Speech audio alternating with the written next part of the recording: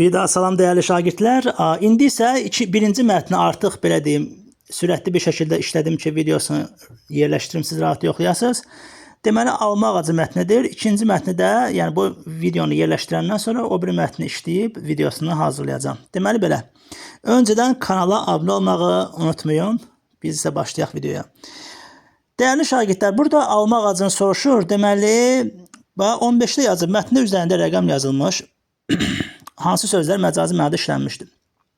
Budaqları sındırmaq həqiqi mənadır. Biri çıxırıq. Avtomatik 3 dənə variant getdi. Ya A, ya da B. 2-yə baxaq. Ağacı narazı salmaq. Narazı salmaq burada, yəni məcazidir. Bir var quyuya ip salmaq, bir də var narazı salmaq. 2 məcazidir. 3-ə diqqət eləsək, qərarına gəlmək də məcazidir də. 2, 3, bir də tab gətirmək. Gətirmək, bir var nəyisə gətirmək, fiziki olaraq, nəm kitab gətirmək, meyvə gətirmək, bir də tab gətirmək. 2, 3, 5 A variantı. 4 həqiqi mənadır. 16-da diqqət eləsək, birinci alma ağacı narazı qalırdı. Çünki onun budaqlarını sındırırdılar. Bu da narazı salırdı. Birinci abzasda. İkinci abzasda bu nə etməyə çalışdı? Baxaq. Qərar verdi. Alma ağacı qərar verdi ki, mən filan işləri görəcəm.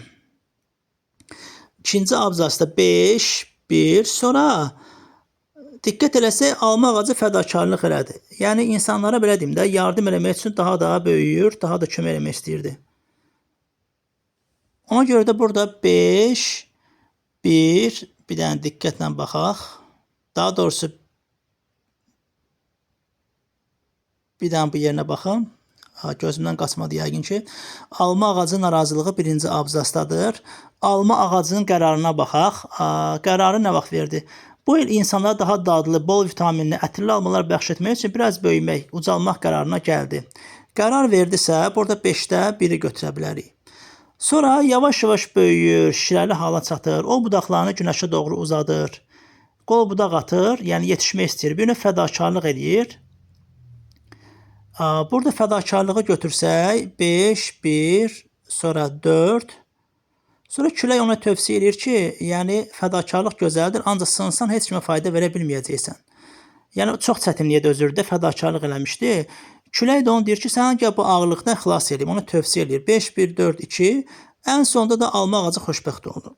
Yəni, belə götürə bilərik. Yəni, o meyvələrini uşaqlar belə deyində səpəliyindən sonra dərib yeyirlər.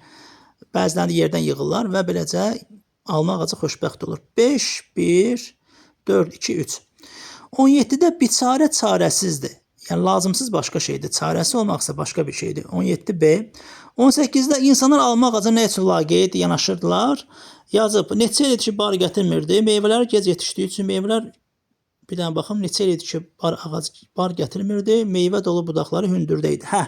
Bir dənə fikir verin, burada yazmışdı ki, əlləri ağacı meyvələrini çatmayan insanlarda ağaca qarşı bir laqeydlik yaranmışdı. Ona görə burada biz nə götürə bilərik?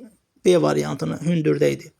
10-da, hansı nümunə mətnin əsas ideyasına uyğundur? Məqsədə gedən yol fədakarlıqdan keçir. D variantı. Çünki alma ağacı çox əziyyət çəkmişdi. Hansı fikir küləyin nitqini tamamlaya bilər? Orada deyirdi ki, sən sınacaqsan da, yəni ona görə bu yükü öz üzərindən at. Buradan belə götürə bilərik ki, yenidən bar vermək üçün özünü qorumalısan. A variantı daha məntiqlidir 20-də. 21-ə diqqət eləyək. Alma ağacı ağırlıqdan xilas olmağa çalışdı. Buna görə də bir hissəsini meyvələrini yerə səpələdi. 2, 3. Alma ağacına aid olan xüsusiyyətləri götürə bilərik ki, o fədakarlıq eləmişdi. Yəni, xeyirxah idi. Niyyəti nə idi? Xeyirxah idi.